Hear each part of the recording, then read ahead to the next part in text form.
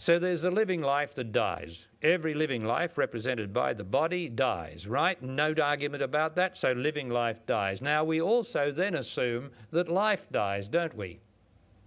But that's not true. Because I know life doesn't die. For I am life. I am life everlasting. Forever. Whatever that means. It doesn't mean forever here. It just means whatever it means, forever. Now, reincarnation.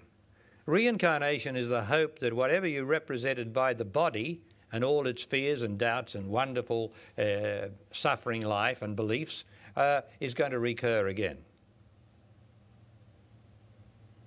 Everything that's believed here, every concept, and that's a concept, is reincarnation. Reincarnation is a concept, is a derivative of an idea in the truth. Everything's derived from an idea in the truth, every concept. So there has to be some truth behind the concept of reincarnation, which the world has adopted and forgotten the truth or couldn't see the idea because nobody told them, because I'm going to tell you now what it is. So your living life is, you've got fingerprints to mark. They're all separate, aren't they? All your fingerprints are separate, right? No two fingerprints the same on your living life. No, all the same, your body, and that which has got a fingerprint on it is going to die, right? Finished, gone forever. So let's put that over there. Now what have we got left? We got life left. Now what is this life? Life is not individuated by bodies, by lions and tigers and trees and grass and human beings. That's the individualization or particularization of life, isn't it? In form. Life forms. But we just discovered that all forms of life die, don't they? So what are we left with? We're still left with life, which you are. Now this life is not individuated and not particularized except in form, in existence.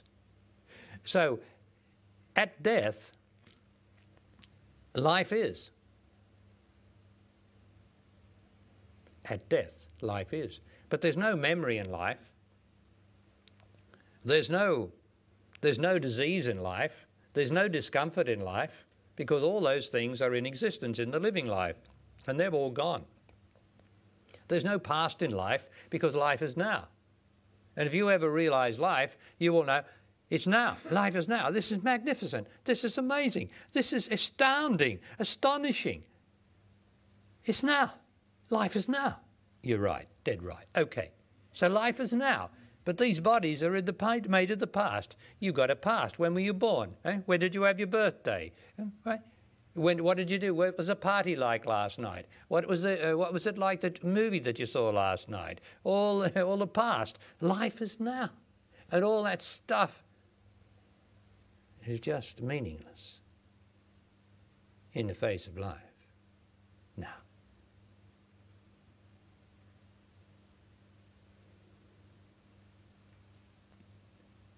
Now this is where reincarnation happens. Every life that has reached the self-conscious stage, right? We're talking about self-consciousness. And only the human brain is self-conscious. The brain of my cows is not self-conscious. The brain of your dog is not self-conscious. Self-consciousness means the capacity to reflect on yesterday. And in reflecting on yesterday, I reflect and make up a future, which I assume will be the same as yesterday with a bit of a changes and things. But really, that's all nonsense. There's no future. It's all the projection of the past as the future. So the capacity to reflect on the past, to remember who your mother and father was.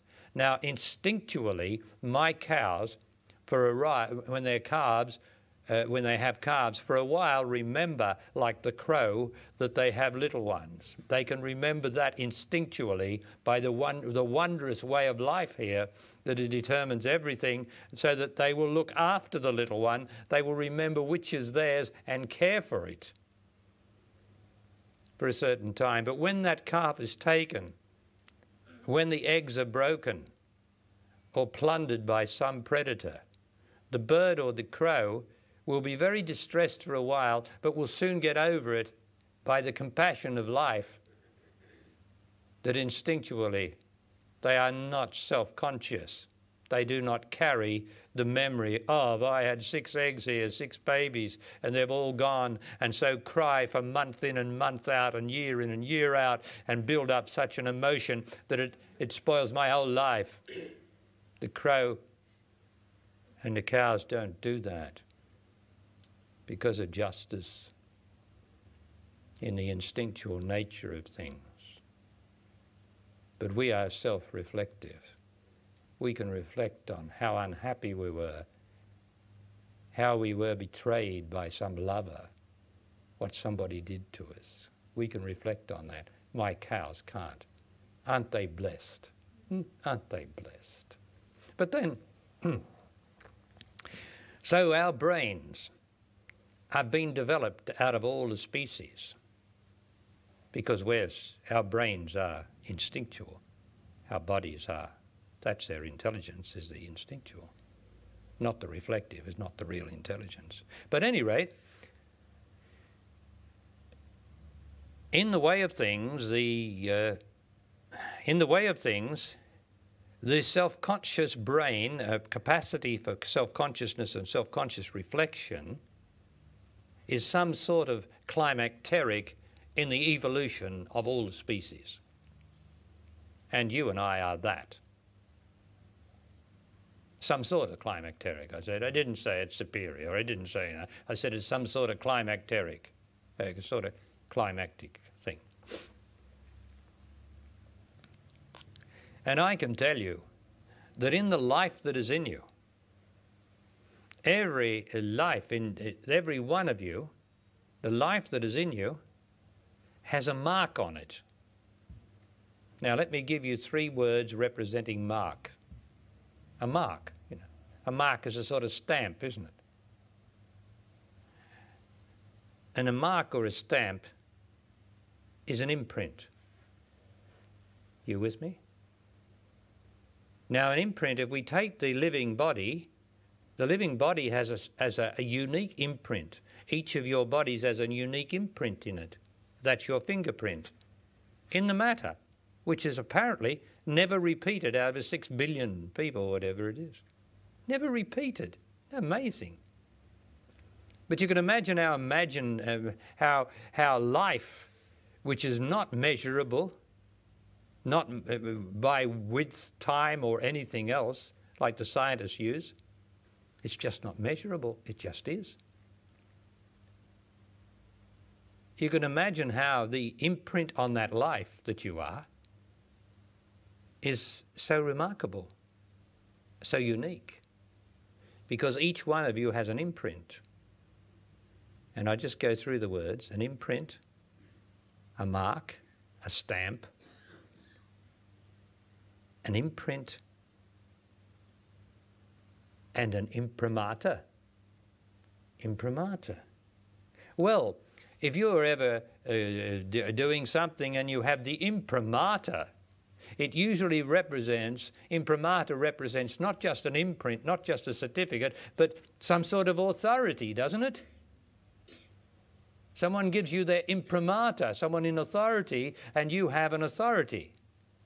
So I'm telling you now that each one of you, your life has an imprimatur, but it only has an imprint to start with. You have to make that imprint imprimatur. You have to have some authority, and that's what your living life's about. To gather some authority. Not that it matters. You'll still have an imprint which will not be like anyone else's life. And although life is only one life, is there? Somehow or other, every life has an imprint. Isn't that amazing? But you find just as many amazing things here in existence which you accept, only this is more amazing, but probably more difficult to accept, especially if you're a scientist of the scientific mind, and everybody's of the scientific mind, unfortunately. And that's what I endeavour to disabuse you of, your rational, reasoning, scientific mind. Still, so you have an imprint on life. Now life, when you die, goes back into the great volume, if I can use that word, of life, somewhere in the psyche inside your body. Because your body doesn't exist, it's only a projection out here, exists for only a short time, and then life still is, right? And that is life forever and ever.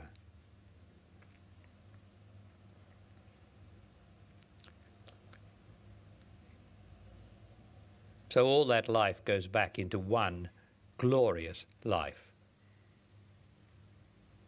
One glorious life. One undivided, not particular life. A glorious source of all life, which is life itself. But then there is the imprint in there. And according to your lights, right? According to your lights, which means according to your intelligence, and everybody's at a different level of intelligence, there can be a yearning in the light that you are, in the life that you are. The life is light, right? This whole body of life is a whole Father or God of lights. And each life is a contributor to that. Right? And each life has an imprint on it. We're talking about the self-conscious level. We can't go into the others yet. We'll be here for weeks. And according to the intelligence, which would be called consciousness, the consciousness always goes to its own level. Although it is always life, which is only one level,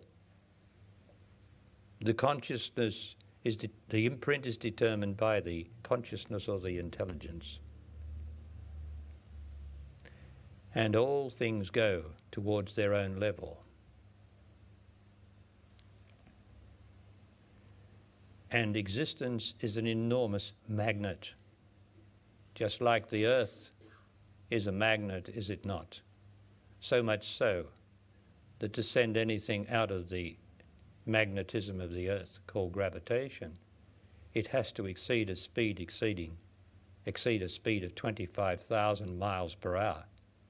Multiply that by 1.6 and you get the kilometers that you're used to, which is quite an enormous speed to get out of the gravitation, the magnetic pull of the earth.